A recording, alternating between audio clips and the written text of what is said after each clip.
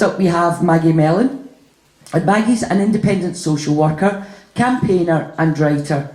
She has written extensively on the dangers of gender identity beliefs for children and on the failings of the hearings and care system.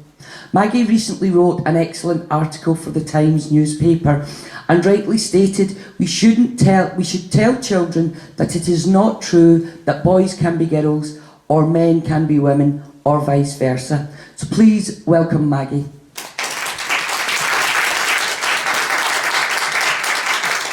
Thanks very much. I am going to stand up actually because otherwise nobody can see me. You'll just hear a wee voice floating above me. So thank you very much to Soul Sisters for asking me to speak tonight. And as Caroline said, I'm a social worker who's worked with families and with women and children and young people for many years. I mean, we're talking over 40 something. So, but before the issue of gender identity and calls for us all to be able to choose our own sex, the last time I was speaking at public meetings like this was about the named person law. Now, that was in the end struck down by the Supreme Court as a breach of the Human Rights Act. But before I get into talking about the gender identity issues that we're here tonight to talk about in social work, I'm going to say a few words about the Named Person Act and Named Person Law and the response to criticisms of that, because I think it's quite relevant to what we're facing here with this. And just as with gender identity, many people who I'd known in social work for years said it was completely misguided of me to oppose it. There was cross-party support for it, and the intentions of government, they said, were benevolent. It was a good thing because they meant to do good things. And the whole of the social work establishment was all for it. The problem was that the law called, the actual law, not what their intentions were, but the law called for unprecedented levels of intrusion into families' lives and unprecedented breaches of confidentiality of families across agencies, authorising information sharing without your knowledge or your consent across everything, schools, health, medicine, police, whatever, and not for any benefit. So there might be people here tonight who supported and maybe still support the named person in practice as a way of supporting children. And the case was made for it that it was all about doing the right thing for children, that it was all about children's rights, it was all about working together and being very kind. But there was no evidence of any good outcomes from it, and of course there was this question of the law and our right to have confidentiality. But there was a refusal to engage with the law and with facts, which I think is very similar to the terrain we're in today. And the Law Society said, no, you can't do that, it's a breach of human rights. And the Society of Advocates said the same, every human rights lawyer said the same. Some of the institutions of government in Scotland didn't say that, funnily enough, just like today. But nothing that deviated from or challenged the government position was entertained. Anyone who was against the named person was a right-wing nutjob, and that included me, funnily enough, who'd always been a left-wing socialist, anti-smacking, pro-gay marriage person, but suddenly, and everybody'd always called me a bit too extreme or too radical or whatever, but suddenly I was a right-wing, and I am again today, apparently. So the Scottish courts lined up behind the government, which I think is shameful, because the minute it hit the Supreme Court, which is a UK-wide court, they immediately said, oh, it's a breach of human rights, you can't do that. But John Swinney still won't accept that it was wrong. He hasn't apologised, and he won't accept that it was wrong. It's all the Supreme Court's fault. It's their big mistake. So that's another parallel.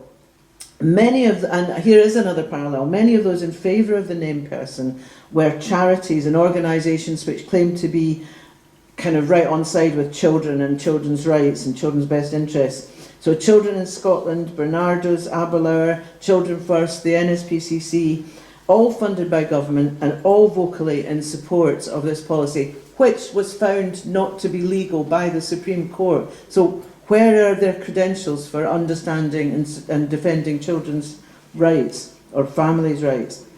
In 2000, so coming on to gender identity, finally now I've got that off my chest. I just told you about all the parallels. I feel like I'm in the same. And so in 2018, I've been reading about this gender. nobody's taking this seriously. And then I sort of thought, well, they are. So I wrote an article, and it was published in the Herald on the impact on children, with just exactly as Shireen's described. Like, how could you be telling children this? It's just crazy. And it was published in the Herald, and I was actually away on holiday. And I'd heard about all these trans activists attacking people. So, and my husband said, I hope we don't get home and find our windows have been panned in because of you, you and your big mouth. So anyway, we got absolutely no trouble at all, and no, you know, and in fact, lots of people got in touch with me, and I got in touch with a lot of great women, including Shireen and people, you know, who all opposed it. And so it started, so that was great for me.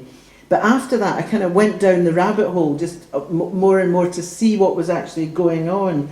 And I came back absolutely astonished at what I'd found about what was being taught to children, what was being said about women, men, rights, everything. And in 2019, I spoke at a For Women Scotland meeting, and I said red flags and cross bridges it was about. And it was about the obvious dangers to women and children from this. And I wrote to the chief execs of some of these big charities. Some of them were women who I'd known for years, you know, since we'd been training together or whatever, pointing to the obvious problems and saying, look, let's have a meeting. Like, let's all just get a meeting together and we can talk about the obvious risks, or and then maybe make a plan. Because I assumed they'd all be on side about going, this is all going too far. But no, they wrote back and said, no, we can't do that because we have to consider the feelings of children. Which I found really puzzling, because I was thinking about the feelings of children being told that they could be a boy when their mums told them they're a girl, or vice versa. And but actually what I realised it meant, the tiny number of children who I think have been used and abused by the trans activist charities and by these organisations as well, a small number of children, some of whom with obvious and many problems, who have identified as trans, and they're being used. And I think this is using children as a Trojan horse for a very dangerous set of ideas. And I don't hold any truck with it being about children's rights, much as I agree with Shireen that children with gender dysphoria, amongst whom I probably was one when I was 9 or 10, I certainly didn't want to be a girl, and if anybody had offered me the chance to be a boy, I would have taken it and have said, where's the pill? Because you mean I don't need to have breasts, I don't need to have periods, I don't need to be pregnant, I don't need to be a slave like my mother. I'm having that one because I don't think I belong in this tribe, you know, with your beehives and tights and things like that.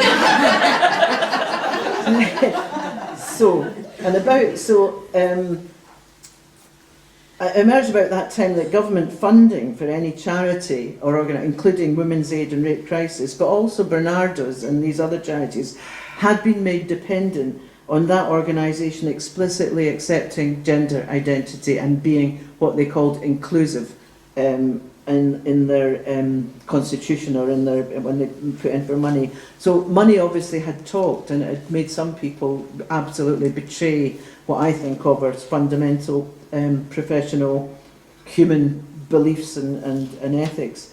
So Shireen's talked about the Cass review of treatment, which I think is, thank God for that. You know, this is in England, the NHS commissioned a review by Dr. Hilary Cass, a retired paediatrician, into the treatment of children with gender dysphoria. And she has now come out with an interim report. She's engaged widely, she's being very careful and sensible, I think, and she's come out and said, look, we don't have the evidence for this automatic affirmation. We don't have the evidence for any of these things. So that's been incredibly helpful, I think. And so I'm not going to say too much more about it, but because Shireen has covered that, and she's also talked about what Hilary Cass pointed to was the same as Shireen said, that a lot of the girls, or children, but girls in particular who are now identifying as being transgender, have got other problems, autism, some of them have suffered trauma, some of them have suffered sexual abuse. Because the one thing, if you have been sexually abused and it's happened to you because you're a girl, or you think it has, what a better escape can there be than finding that magical door that you can just walk out of, and you can be a boy and not be sexually abused. And there's now hundreds, if not thousands, of detransitioners. That is some young women who have been down this path and are now in their 20s, early mid-20s, and totally realising what a load of terrible. Some of them have lost their breasts, some of them are going to be infertile, some of them are going to have problems with their bones and development because of the cross-sex hormones that they've taken and puberty blockers before that. Some of them, I mean, to actually mutilate teenage girls, there's girls as young as 18 having their breasts removed, and they'll never be able to be chest feeders. No. So, but of course, their stories, like women's concerns, are not valid in Scotland. And the Scottish Government's response to the Cass review has not been to welcome it and say, oh good, thank goodness we've got some evidence here, and say that they would consider it. It was immediately that it was nothing to do with Scotland, and the Scottish NHS would continue to be trusted to make decisions that the Scottish Government agreed with. So there's another similarity here with the named person, which is the refusal of government to accept responsibility. They grandstand with their big statements, but when things go wrong, like we've just seen with the ferries, it's somebody else's fault. It's not theirs, so it'll be. So today, I think, I mean, it's quite serious in some ways. We're facing almost total capture of social work and of other professions, which are people professions that look after, whose job is to educate and look after and care for people. And I feel, I've said this to Shireen because we're both lovers of children's literature, I feel that we're kind of in, J.K. Rowling foresaw the future when she wrote her Harry Potter novels, and we're now at that bit in the plot where we're out in the wilderness with Joanna Rowling and Joanna Cherry, and we're a small band of seekers of truth and justice, but meanwhile Hogwarts and the Ministry of Education have been captured. And we're being, reviled and we're called for everything. But just as in the Harry Potter books, I don't think everyone agrees. And it's a big mistake to actually be too pussyfooting around too much about it. Whenever we start talking to people, we start realising we are the majority, and we have got sense on our side. People don't agree, but they've agreed to stay silent, not to challenge. They've agreed to use pronouns. They're in fear of their jobs. The unions have been captured, as Shireen found. Professional associations like the British Association of Social Workers, the General Medical Council, Nursing, Midwifery Council, so they all have actually been captured. So just recently, as Caroline said, I wrote an article, Gender Identity, a Disaster for Children, that's what I called it, and I don't think disaster is putting it too strongly. What is taking place is an unprecedented interference in children and in childhood. And unbelievably, all of the organisations and people charged with protecting and supporting children, this is what they're paid for, this is what they collect money for, or given government money for, and they're supporting this. I couldn't say all I wanted to say in the Times, because it's just a short article, so I'm going to vent it all on you today. So prepare yourselves. And it's been a good opportunity for me to take stock about what exactly is going on. And I think harm is being done on a number of levels. And one obvious level is the one that Shireen talked about, to all children. On top of teaching sexism, children are being taught that they can't trust the evidence of their own eyes. That words mean whatever the speaker, as they said in Alice in Wonderland, whatever the speaker intends them to mean. And that their parents, children being told their parents might be quite wrong about something as basic as whether they're a boy or a girl, and that doctors get it wrong all the time when children are born, and only children can know the secret of their own identity. And also, children and parents are being told that there's a high risk of suicide if children don't get the pills or whatever has been held out to them as the solution to their problems. This is the stuff of nightmares for children. Can you imagine being a child? The ground would shift under your feet thinking your parents knew nothing about... I mean, you grew up to think they knew nothing about the meaning of life, but as a small child, to just think everybody could be... And only you know, and you've got to find yourself in this. So we know that an increasing number of girls are identifying as transgender, but the other side of that is we also know that children who question this are being shamed and punished and risk being shunned and losing their friends at school. And this is happening. that girls who actually say, or boys, I don't believe in it, but more likely girls, they lose their friends and they actually end up really quite isolated because schools don't support them. The teacher says, oh, don't be mean, don't ask that question, don't say that. And the guidance, which Shireen referred to, advises that such children should be told that it's they who are wrong or unkind, that they should politely accept what they're told and not upset other children with questions or challenge. So today, sadly, the Emperor's New Clothes story would end in that child who said, oh, but the Emperor's not wearing any clothes. That child would be turned on by the mob and told to shut up. So we're allowing children, as well as the harm to children who identify as transgender or who believe they are, we're actually shutting other children up and told to not ask questions. But what I want to talk about now just is the more personal level of harm being done to vulnerable children and young people who, along with their parents, and I hear from them all the time. I mean, I think one email a day, at least from a parent somewhere saying, God, this is happening to me. But they're being pushed down the no debate rabbit hole of denial of sex with very unfortunate personal consequences. As we know from the studies that do exist, the consequences of puberty blockers and cross-sex hormones are possibly lifelong and possibly life-threatening. But so also is social transition, as Shireen said. That is just being encouraged to deny the reality of your body, being encouraged to change your name, to be celebrated as brave and amazing, and being put on this pedestal for other children or put in a position of being picked on, even, whatever. And then in the end, you find it hasn't worked. You're not happier. You can't defy your body. Your body will, you can hurt your body, but you can't defy it. And then when you find that out, the grown-ups who cheered you on are not there when this happens. The parents who protested or complied under protest are left to pick up the pieces, if there's any relationship left. And so claims about the necessity of affirmation, the threat of suicide, the need for life-altering medical treatment are toxic. They're just as toxic as the online material that the government, there's legislation going through in Westminster about, material that encourages children to self-harm and to be anorexic. This is just as toxic, but it's actually being taught and promoted in our health and social services without a shred of evidence to support it, as the Cass Review has just confirmed. So the demand that no one should question or dissent should have been seen as a huge red flag. Instead, it's being used as a Trojan horse to bring in a very dangerous ideology. I don't put the responsibility for this on transgender activists.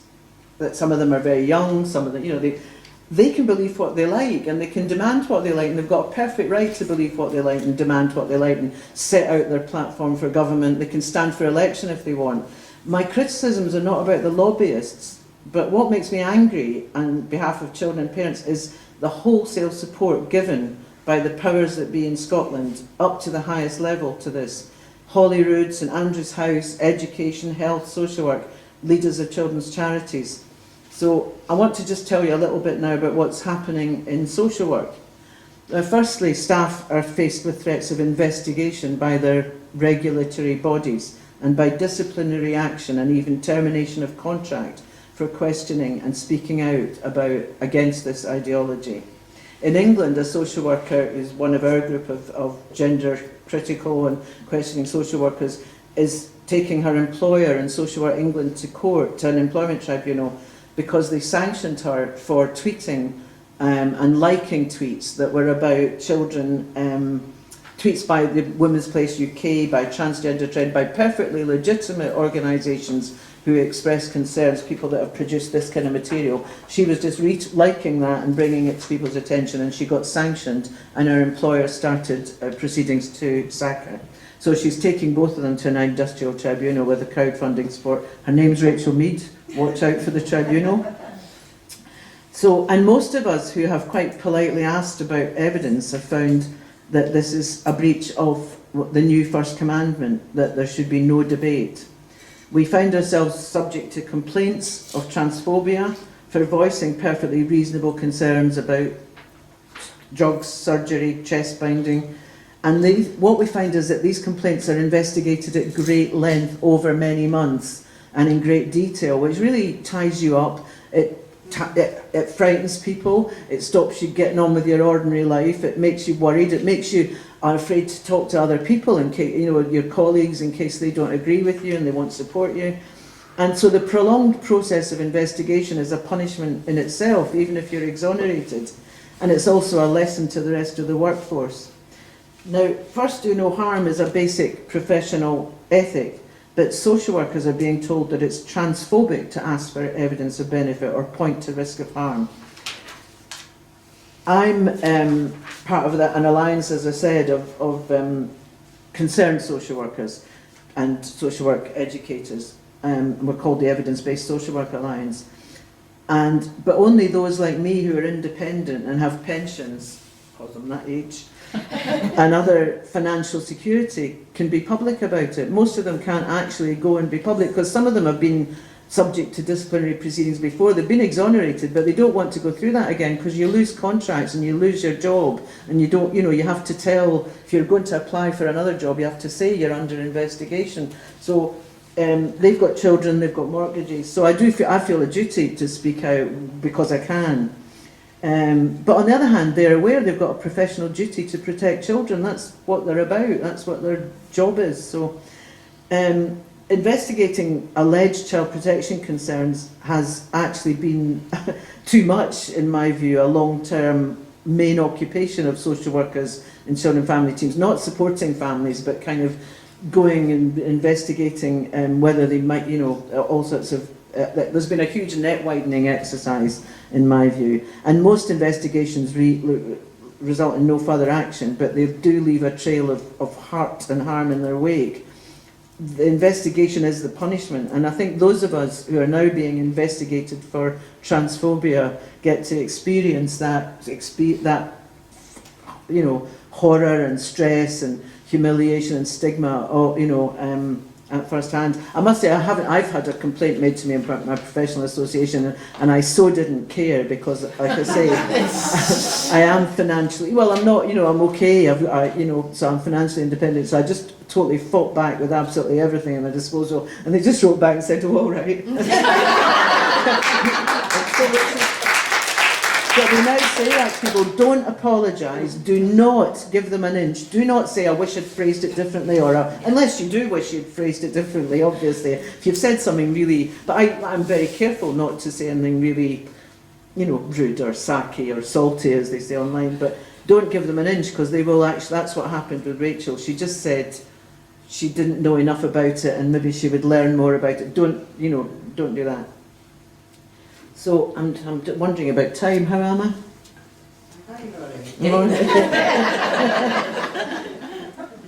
So yes, in Edinburgh, this whole issue of parents who don't accept or who worry about accepting a child's gender identity are now being told that they may be reported or investigated as a risk to their children. And in fact, Edinburgh Council and some other councils, in response to the first consultation around the first gender reform consultation, and actually said in their response to government that that parents who objected to affirmation of their children and transitioning of their children should be considered a child protection risk to their children. Professional Social Work magazine carried a 2-page spread by a Mermaids affiliate. Mermaids is an organisation that groans all around. Called for parents who oppose affirmation, including chest binding, to be treated as a child protection risk. I wrote in and complained. I was offered an article. The article never appeared. They put in all the resources and the books like I Am Jazz and Mermaids, and I wrote in with a whole list of resources, never published. So the whole of the professional association I used to be the vice chair of has been captured, all on the basis of absolutely no evidence that affirmation is necessary or helpful. So, and CAFCAS, which is the Family Court Advisory Service in England, has been completely captured. It's the biggest social work employer in England and Wales, I think. And without any process of consultation, they've just adopted this whole set of ideas. They advise staff to festoon themselves in their offices with rainbow and LGBTQI++ lanyards and insignia in order to encourage children to talk about their sexuality. Yeah, exactly. And their orientation and their gender identity. And they also say that don't assume that just because, what is it? Anyway, they're just saying, don't just assume that, they're basically saying boys can be lesbians. This is the this is the organisation that's advising the family court. So we've made a complaint to them, a formal complaint saying, and we've written to government about it saying, is this really what you want, advising? So we've had an initial response that just says, didn't actually address the major point we made, and just kind of addressed all the side points, and then assured us that their staff were very capable and whatever. We know from hearing from their staff, the staff are intimidated and not able to speak out. So, and that reminds me of what Shireen said about this guidance, where it says young people. Actually, the guidance never says children. They consider anybody over the age of 4 to be a young person. So this is actually abolishing childhood. And the same with, the same with this Kafkas and all this other nonsense. It is actually sinister to say that not to say a child and not to understand that, and that's actually it's a right, that childhood is a special state. It's children are not to be put to work, children are not to be used sexually, children, all of these things. But to call them all young people is very worrying, and there it is taken root in England. And certainly up here as well, we just don't have a Kafkas, but I'm not sure where the hearing system stands, but certainly across all the children's charities and councils, I'm pretty sure this is what's going on in discussions of cases. So, where am I? Right. So yes, in England and in Scotland, fostering and adoption services are dealing with increasing numbers of children, more children every year. There's a higher rate of children. Scotland's got the highest rate of children coming into care, being taken into care in the UK. And it's also catching up in England with the percentage of privatised services. So, and successive reviews and inquiries have found that care is not safe or kind for children. Children are at high risk of abuse when separated from their families. I mean, I know children are abused in some families and those children may have to be looked after elsewhere, but generally every refugee agency will tell you separated children, and we know that from hearing about Ukraine now, children separated from their families are at very high risk. And one thing, so obviously this has been known and investigated, but successive inquiries, which seem to take place and then, need to be repeated every 5 years, but they've told us that what we've learned from them and what we know is that there must be no no-go areas. There must be nothing that cannot be discussed and nobody that's beyond challenge. Nobody should be considered to be above suspicion just because of who or what they are. Whatever their religion, their education, their class, their position, their sexuality, none of these are evidence of innocence. So you can be a happily married father of 4, I've heard that 50 years ago, oh no, he couldn't have abused that wee boy because he's a happily married father of 4. Or celibate priest, no, he doesn't have sex, he's a priest, Or highly educated doctors, no, that doesn't mean. These are all the Trojan horses of their day, if you like. Nobody should be above suspicion. No organisation or set of beliefs should have a free pass. But I think the Trojan horse of self-ID of gender is being made an exception because you're not allowed to criticise and because it's transphobic. There is evidence. So there's some social workers who don't agree but who speak out about it. There's some who don't agree but keep quiet. And there's evidence that increasing numbers of social workers do believe that there are trans children who were born in the wrong body or who for some other reason must be treated as if they belong to the opposite sex. And some of the social workers who believe this, and there aren't numbers because but actually I hear it more and more from people about social workers who've said this, and they claim, they also say that they're proud to be the parents or foster carers of trans children.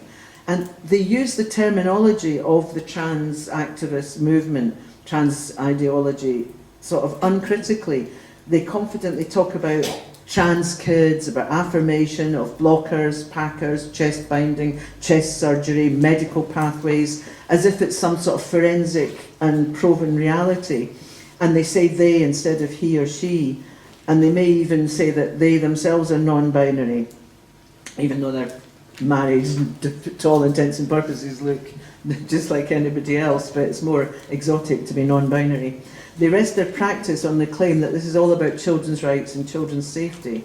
But no matter how sincere their beliefs, it's the consequences for their practice that I think are important. Do they in practice deny the reality of children's sexed bodies and what that means? Do they expect children and other adults to agree with them? Or do they accept that, like religion, there are other beliefs and they have no right to impose their beliefs on others? I believe that these believers should expect to answer to respectful challenge for evidence for their practice. And that's going to be difficult for them to produce the evidence, because as the Cash Review found, there isn't. There isn't any, that's right. So in addition to those genuine believers, so this is a fourth category we're getting onto now, there are also bad actors in social work and childcare, as in any other profession, possibly more so than in other occupations, given it gives you access to very vulnerable children, separated and estranged from their families. We know, even though Shona Robinson, the minister responsible, denies it, that there are always people who will seek access to vulnerable children and adults by deceit and for the wrong reasons. So there are too many red flags in the tactics which have been used to capture social work and education to not suspect that there are some bad actors involved. It's not just the belief in self-ID of gender, but the unquestioning assumption that men who claim to be women are somehow above all suspicion. It's like a miraculous act of transubstantiation. I was brought up a Catholic, as you can tell. All that was male floats off into the air, and what is left is innocent and safe womanhood. And this even applies, as we found, to men who've committed rape and murder, because the Scottish Prison Service gives them make-up and tells the women in prison that they put in with them to call them she and he on pain of being given disciplinary offences and longer sentences. So even the dogs in the street know, apart from Shona Robinson, that those intent on abusing children do disguise their true natures and proclivities, and they work hard to find their way to positions that allow them access to children. We also know that we as colleagues can unwittingly facilitate this abuse by accepting their claims about themselves, their devotion to children, or whatever it is that they've got. Now, though I have been duped by dangerous, predatory men in social work, not personally for me, but children, children were being abused by men who this was a good number of years ago, actually, because you do learn a few things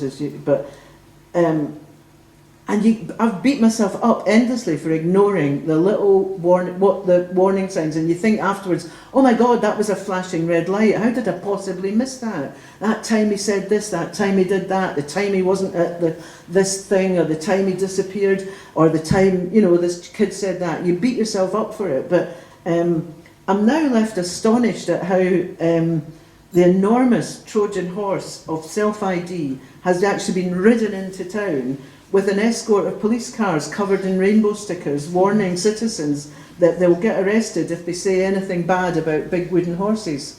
I mean, that's what's been given a welcome. So, right, I think, one of the things that I just want to finish on probably is about the GRA, which is, the GRA it's the GRB at the moment, it's the Gender Reform Bill, which is intending to make it legal, possible and easy for anyone to get a certificate saying they belong to the opposite sex. And not only that, their birth certificate will be changed. Now that is the really dangerous thing, because these people will then acquire birth certificates for very little money and for no time, just by signing a declaration that they believe they're of the opposite sex.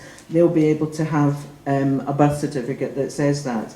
So I think there's huge concerns about that for social work and social care. And social care includes nurseries, it includes children's homes, it includes fostering, includes older people's services, disability services, and it means that anybody who has a gender recognition certificate will get an amended birth certificate that says that they are actually of a different sex. And we're talking here about men, because I don't think there's not a lot of risk attached to women, because these men who are claim to be transgender or are transgender have the same offending pattern as males. That is, they have male offending patterns, so there's no difference there.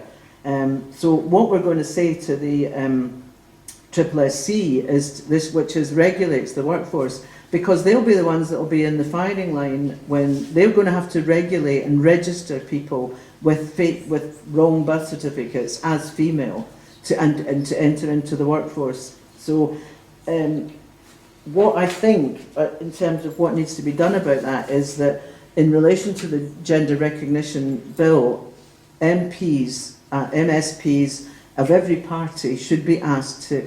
We're being told that it's going to be completely safe, our concerns aren't valid, and that single-sex safe spaces and services will somehow be protected. Now, how can you do that if you've got birth certificates that tell you somebody's of the opposite sex? So I think we should actually demand that in the bill, if they put the money where their mouth is, and they should say that the regulatory bodies should have access to the natal sex of any person who wants to enter social work or social care. They might say the same in medicine, you might say the same in education, but if you want to protect single spaces, that's the only, and if their claims are true, and if they really mean them, they will, they'll have to answer to why they won't do that. And I think falsifying or failure to disclose actual biological sex when registering to be a social worker or applying for a regulated post in social work or social care should be an offence liable to immediate deregistration and to criminal penalties. So in conclusion, despite offering, I think that's a very minimum solution and it doesn't address any of the horrors of the rest of it, but at least it's actually a demand that I think they might find hard to I know they will disagree with it, but how can they protect single-sex services if you can't know if the doctor, nurse, social worker, home care worker, nursery worker is actually, the sex that you want to provide your service from?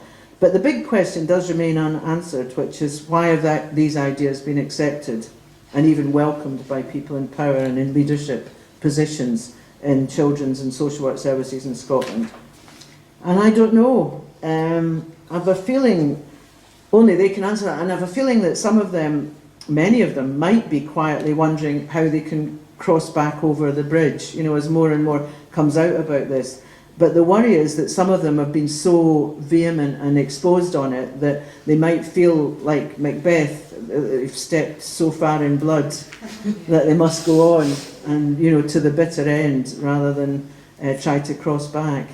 So one day, all of us who are adults today are going to have to answer the question, how could you let that happen? And I think hopefully everybody here in this room will be one of the adults that said, we stopped it, and it is only us who can stop it. Everybody who, no matter even if you've got to be brave or however you do it, whether it's one-to-one conversations, whether it's talking to other parents at school gate, talking to other grandparents, just actually raise the question everywhere. I think you'll be pleasantly surprised or relieved that actually most people do agree. That's certainly been my experience. So I'm looking forward to having a good discussion tonight. Thanks very much for listening to me, and thank you.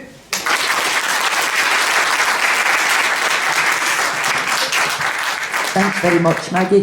We're going to take a quick 5-minute break if people want to use the facilities, and I don't mean the bar. If we could be back here at 8:30 to start sharp, we'll take comments and questions. Thank you.